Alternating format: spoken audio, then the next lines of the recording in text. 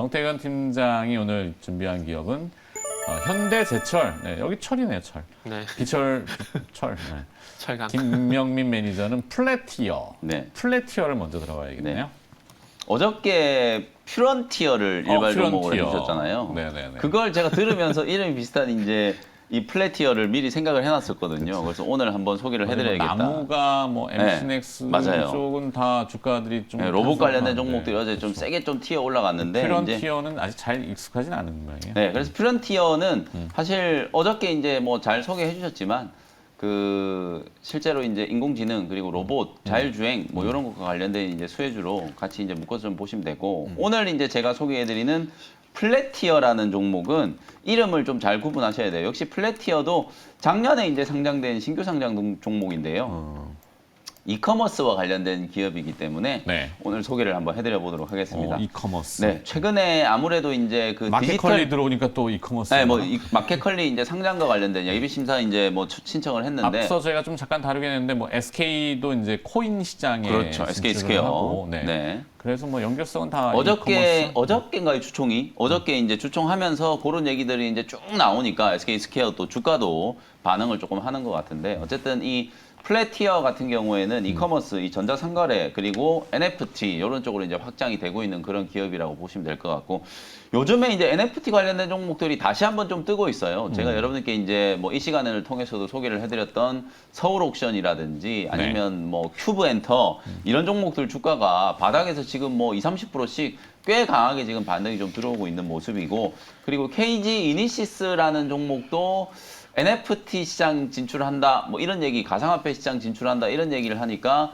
주가가 지금 그 무거운 종목이 이틀째 막 급등을 하고 있는 그런 모습이거든요. 그래서 플래티어 같은 이런 신규 상장 종목들이 이제 뭐 오벤과 관련된 이슈가 이제 어느 정도 좀 마무리가 좀 되고 있다라고 보여지기 때문에 신규 상장 종목입니다만은 한번 좀 관심을 좀 가져볼 필요가 있다 이런 생각이 좀 들고요. 그러네요. 작년 8월 달에는 신규 상장된 기업이 이제 락업이라고 해서 보호예수가 한 달, 3개월, 6개월. 그렇죠. 1년 이렇게 네. 되잖아요. 근데 6개월은 일단 지났고 예. 1년은 아직 안 1년은 됐고. 아직 안 됐으니까. 근데 물락 나왔고 대충 그렇죠. 그냥 대략 이제 다 나왔다. 나왔고 이제 1년이 지나면 보통 이제 자사주로 받은 이제 그 자사 직원들의 물량 내지는 뭐 그런 것들만 남아 있는 상황이기 때문에 그러네. 예. 이제 시점에서는 이제 오버행과 관련된 이슈는 어느 정도 좀 일단락이 됐다. 그렇죠. 공모가가 11,000원이기 때문에 뭐 기관 외국인들 같은 경우에도 사실 공모에 참여했거나 혹은 초기에 투자했던 것들은 자금이 아무래도 이제 좀 해소가 좀 된 측면이 있어서 주가는 이제 상당 기간 뭐 15,000원, 2만 원대 부분에서 횡보를 좀 했기 때문에 턴어라운드가 이제 임박했다 이렇게 말씀을 좀 드려보고 싶고 2005년에 설립을 해가지고 한 90여 개의 대기업들의 사이트를 이제 또 플랫폼을 만들었고 지금까지 한 170여 개의 이제 플랫폼을 수주를 해가지고 만든 이제 그런 레퍼런스를 가지고 있는 기업이고요. 이커머스라든지 IDT 이쪽이 사실 정부 정책의 방향하고도 너무 지금 딱 맞아 떨어지고 있어요. 지금 이제 새 정부도 아무래도 이제 디지털 정부를 표방하고 있고 그러다 보니까 소위 말해서 이제 디지털 트윈이라든지 이런 이제 이커머스라든지 이런 데이터 기반의 이제 산업들에 대해서 상당히 많이 좀 강조를 좀 할 것 같거든요. 그래서 데이터 솔루션이라는 이런 기업들이 뭐 그냥 이름이 말 그대로 이제 데이터 솔루션이다 보니까 네. 가장 먼저 이제 주가가 좀 급등을 했는데 어찌 보면 이제 실질적인 수혜주를 좀 찾아본다면 플래티어 같은 종목을 좀 보셔야 될 것 같고 오프라인의 온라인화 그리고 이제 기업의 디지털 전환 이런 것들과 관련되어 있는 가장 직접적인 이제 수혜주가 될 수 있는 기업이다. 플랫폼을 구축하는 기업들이 장점이 뭐냐면 요즘에 이제 구독 서비스 얘기 많이 하잖아요. 그러니까 단순히 사이트를 만들어주고 이커머스에 이제 연동될 수 있는 그런 플랫폼을 만들어주면 일단 그거 만들어주는데 이제 말 그대로 그 수주를 받겠죠. 그게 이제 처음에 매출로 인식이 되고 그 이후에는 계속 이제 유지 관리라든지 그리고 라이선스와 관련된 매출들이 계속 인식이 되기 때문에 새로운 비용 투입 없이 한 번 이제 사이트를 만들어 놓고 나면 거기서 계속해서 파생되는 이제 매출들이 발생하는 구조라서 어찌 보면 이제 작년에 이제 수주를 해가지고 새로운 프로젝트를 많이 진행을 해놨고 올해도 뭐 수주는 좀 이어지겠지만 특히 올해는 그냥 가만히 앉아서 이제 손 안 대고 코푸는 라이선스 매출 이런 부분들이 이제 좀 턴어라운드가 될 거라고 보여지기 때문에 사실 외형은 작년 기준으로 보면 매출액 한 500억대에 영업이익 뭐 한 50억 정도 그 정도 수준이기 때문에 뭐 지금 시가총액이 뭐 싸다 이렇게 이제 평가를 할 수는 없는 상황이지만 앞으로 이제 시장 트렌드라든지 성장성에 대한 부분들 좀 감안을 좀 한다면 분명히 이제 주목을 좀 해볼 수 있을 만한 그런 종목이라고 보여지고요. 앞서 제가 이제 NFT 얘기 잠깐 해드렸잖아요. 네. NFT 기반의 이제 D2C 마케팅 서비스를 이제 하려고 하는데 D2C라는 게 다이렉트 투 컨슈머라고 해가지고 고객한테 직접 이제 소구할 수 있는 그런 이제 마케팅을 하는 거. 요즘에 가장 그걸로 많이 쓰이는 게 이제 쿠폰, 증정품, 뭘 이제 클릭을 하면 증정을 주겠다. 그다음에 뭐 후기를 많이 써주면 증정을 주겠다. 뭐 이런 것들 하잖아요. 근데 거기에다가 NFT를 이제 갖다 붙여가지고 증정품이라든지 이런 것들도 위변조가 안 되는 이제 NFT와 결합된 이제 그런 상품들을 이제 개발을 해가지고 사이트 내에서 이제 개발과 관련된 수수료도 인식을 하고 그리고 매출과 관련된 수수료도 인식하는 그런 이제 꼭 먹고 알 먹고 이런 이제 사업들을 구상을 하고 있는 상황이거든요. 우리 예전에 이제 중화요리 네. 배달시켜 먹으면 주는 쿠폰. 맞아요. 종이 쿠폰 하나씩 주잖아요. NFT로 주니까 이제. 네, 그런 것들을 이제 만드는 거라고 생각하시면 될 것 같거든요. 그래서 탕수육 하나.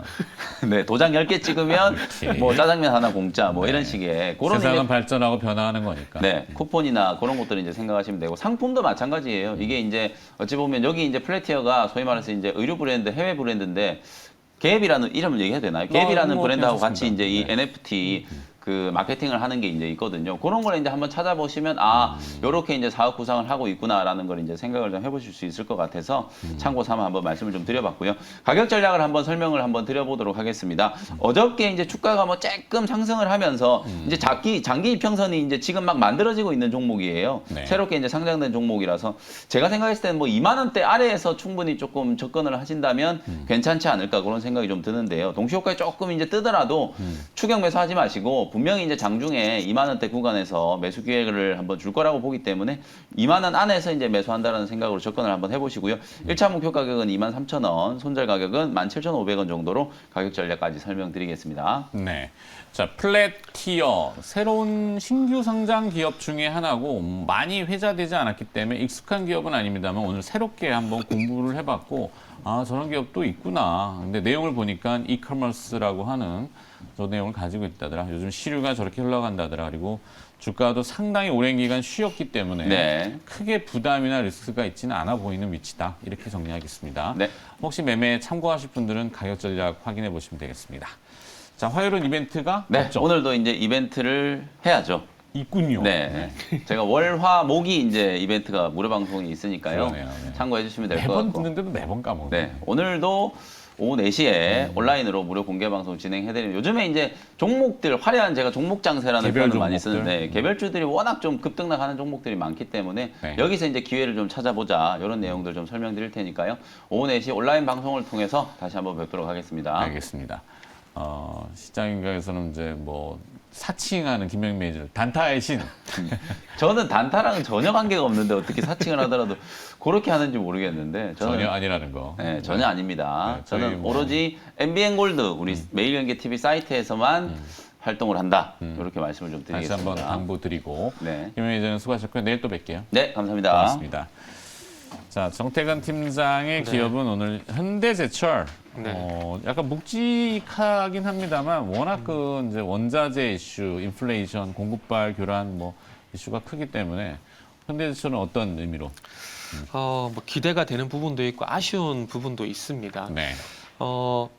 이 현대제철 같은 게 잘 아시다시피 지금 현대제철뿐만 아니라 지금 중성 철강주도 마찬가지고 지금 원자재 가격 상승 때문에 작년부터 지금 그 제품 가격 인상을 계속해서 진행을 하고 있고요. 그리고 수요는 거의 비슷하지만 제품 가격 인상을 통해서 실적 개선 상당히 큰 폭으로 나타나고 있는데 그게 올해도 마찬가지로 좀 지속이 될 것 같습니다. 잘 아시다시피 지금 열연 강판이란지 후판 같은 경우에 포스코하고 현대제철이 3월달에서 4월달에 또 가격 인상을 예고한 상황이고요. 그리고 뭐 봉연각뿐만 아니라 1분기 철근 같은 경우도 철근 기준가가 톤당 56,000원 또 인상을 했습니다. 그래서 이런 가격 인상 효과가 1분기 그리고 2분기에도 계속 나타날 것 같다라는 판단을 좀 했고요. 그리고 최근에 그 종목들 같은 게 특징주 뉴스를 보시면은 뭐 롯데칠성이란지 그리고 뭐 한세실업 같이 1분기 실적 기대감이 있는 섹터라든지 종목들이 최근 상당히 좀 강합니다.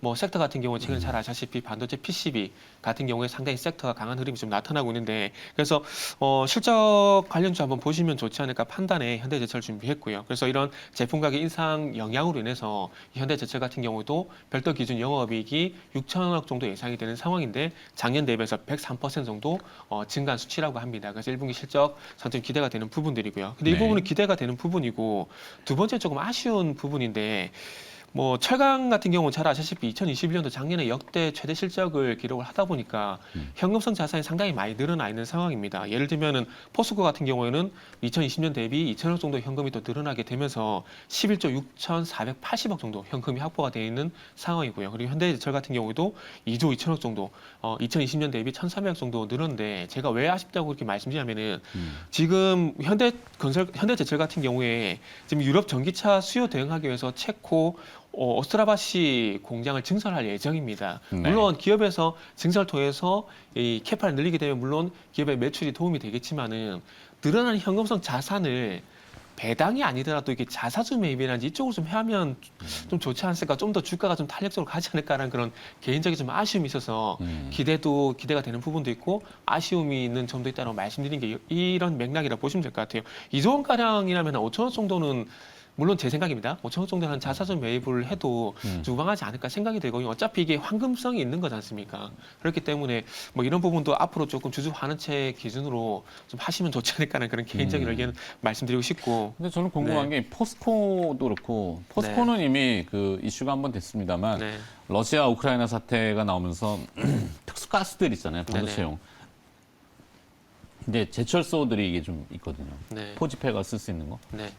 그거 안 하는 그래서 거예요. 그 수소 같은 경우도 부생 수소 방식으로 철강 업체들이 하거든요. 근데 이게 부생 수소 방식이 이산화탄소가 발생이 됩니다. 그러다 보니까 예전에 철강사들이 이 부생 수소 방식으로 수소를 또 그 추출하는 그런 부분을 진행하려고 그러는데 결국 이게 탄소 배출과 연관성이 있는 이산화탄소가 배출되다 보니까 조금 무산이라기보다는 좀 딜레이가 되고 있는 부분들이 있는데 뭐 그런 사업들 그리고 포스코 같은 경우에는 물적 분할.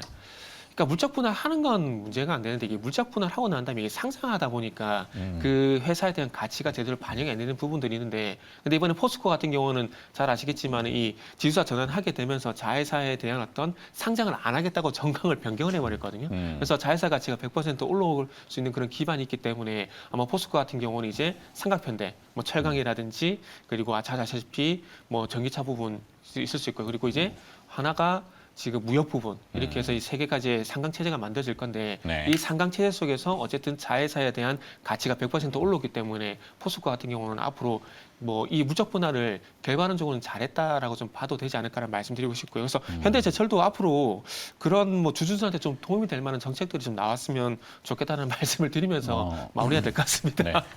그러니까 뭐 이 네. 자동차 대부분 자동차 바디라고 하잖아요. 네네네. 몸통 하스템핑 기술로 네. 바디 바디. 네. 냉연 강판인가? 내연강판이요. 네. 뭐 그런 게 이제 이번에 테슬라가 독일 이제 베를린 변두리에다가 네네네. 그 기가 팩토리를 해갖고 굉장히 독특하잖아요. 막 찌그리잖아요.